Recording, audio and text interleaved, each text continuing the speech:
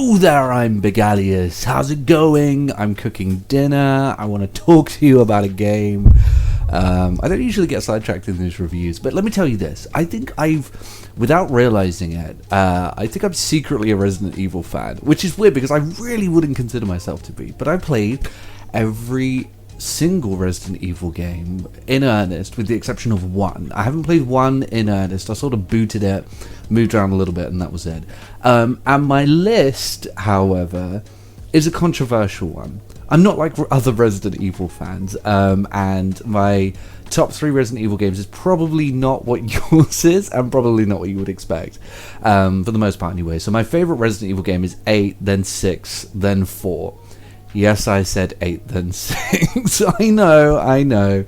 It's not what people would usually think, but I love it when Resident Evil gets goofy and silly and over the top, which leads me into Resident Evil 5. This would be the perfect experience for me, right? Well, maybe not the perfect, but this would be one of the best Resident Evil experiences for me. Someone who loves goofy Resident Evil, loves it when Resident Evil gets silly and over the top, and honestly loves the action-based Resident Evil game. So of course I'm going to love Resident Evil 5.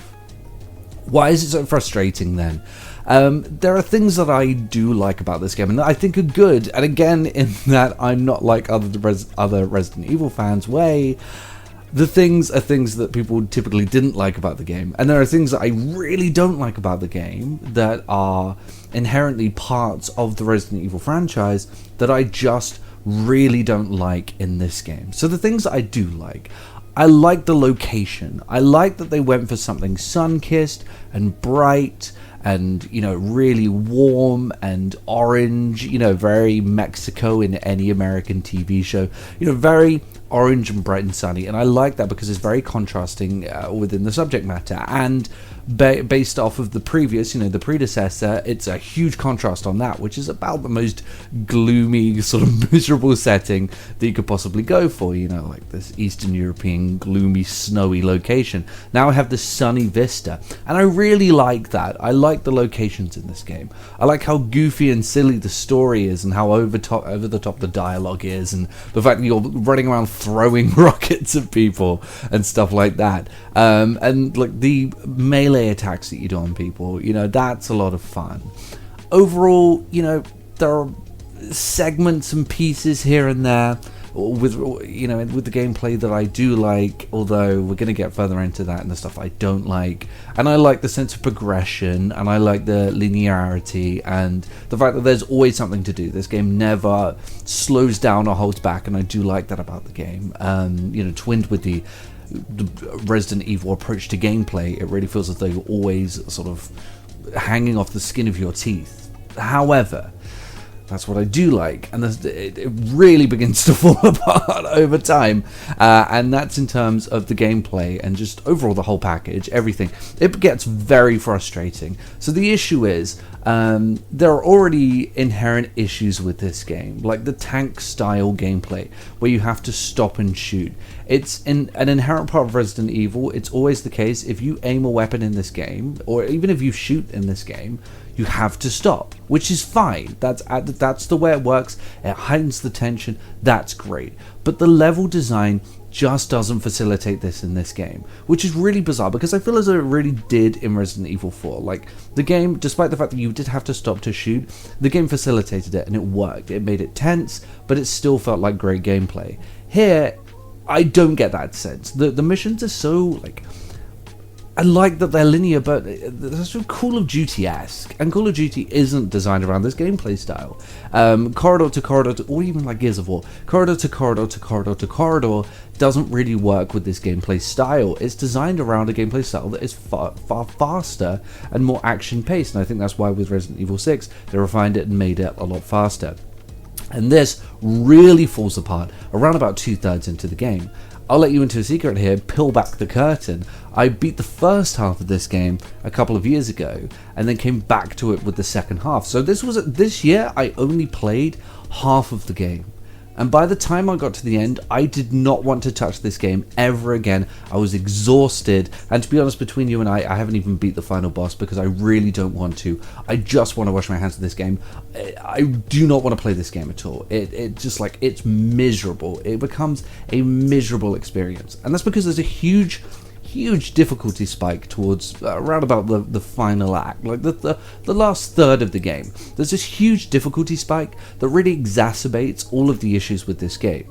And those, and with the gameplay and with the approach to gameplay, it really brings those to the surface. For example, this stopping and shooting twin with the linearity. When you have we are swamped with enemies, the way that they approach game design in some of these sections is purely in an action Gears of War style. And when you have to stop and shoot and watch your resources, and you have no way to attack an enemy that will actually do major damage when they're on the floor, you can do is stomp on the head and they get straight back up. And you get enemies where you don't know, but suddenly they might sprout something out of the head and you have to shoot that. Additionally, when you get all of these variables, that works when you're dealing with 3 or 4 enemies on the screen and everything is tense. When you're in an action Michael Bay sequence, that just doesn't work, and it becomes very frustrating having to manage all of this and deal with all of this. And the issue is, you go into the situation with the exact resources that you had.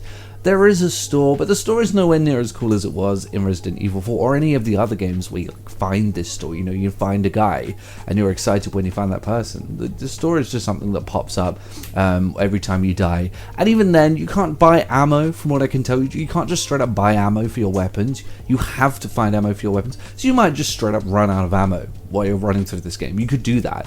And then you can buy weapons from the store afterwards, so you have to buy the weapon and then keep buying the weapon, and it just doesn't feel intuitive. But that's not the biggest issue. I mean, balancing this and juggling all this and all of these obtuse gameplay mechanics just becomes really annoying when you're running down a corridor and there's 50 of these enemies and there's giant enemies that need to be taken out strategically. But that's manageable. It's doable. You can do that. The biggest issue is the AI, the fact that this is a co-op centric game, and it was made, I think, in 2008 when AI was nowhere near ready. My god, I just about threw my controller at my TV so many times. I really wanted to. It was so aggravating. Oh my god, this was the height of bad co-op.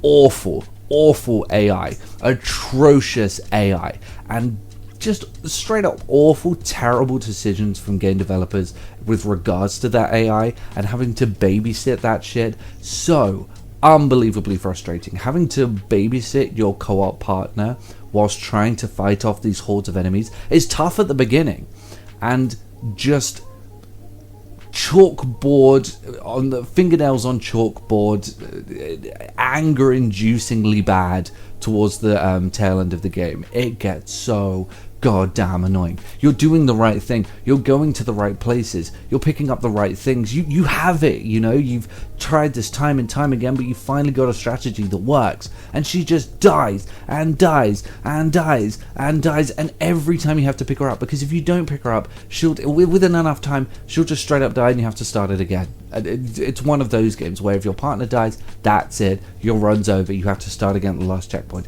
And she could die a mile away. She might die a mile away, and you have to go over to her and resuscitate her. And when you do resuscitate her, she doesn't come back with her full health. She doesn't come back with half health. She comes back with a fraction of her health. So then you run back to do the thing you're supposed to be doing, and she just dies again. It's absolutely awful. It's a terrible system. And plus, if you do want to heal her, you have to use your healing stuff. And don't get me started on the goddamn atrocious UI in this game. The UI where the first option is to equip the first aid spray, and the second option is to use it, but the first option on a weapon is to equip it. So when you switch to weapons using the UI, using the inventory system, the first option is to equip, so naturally you do that, and then you go to do the same thing with first aid spray, and you just end up holding it. You're just holding it and not using it. It's a terrible AI, and also it doesn't have the storage system that the other Resident Evil games had, where, you know, if you pick up a big weapon, it takes up more space,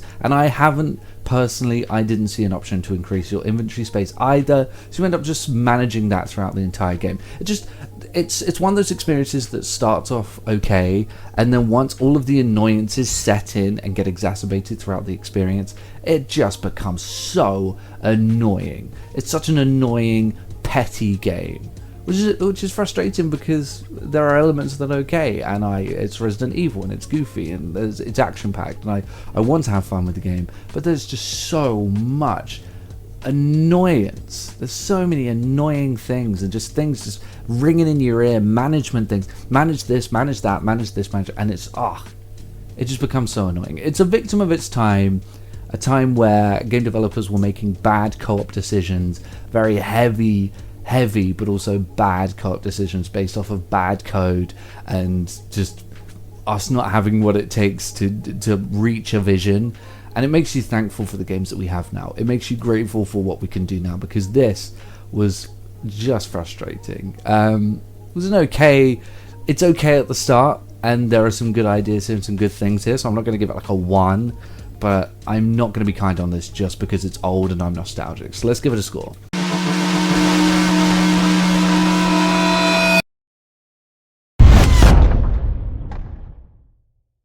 And yeah, so not a good Resident Evil experience. I'll see you later.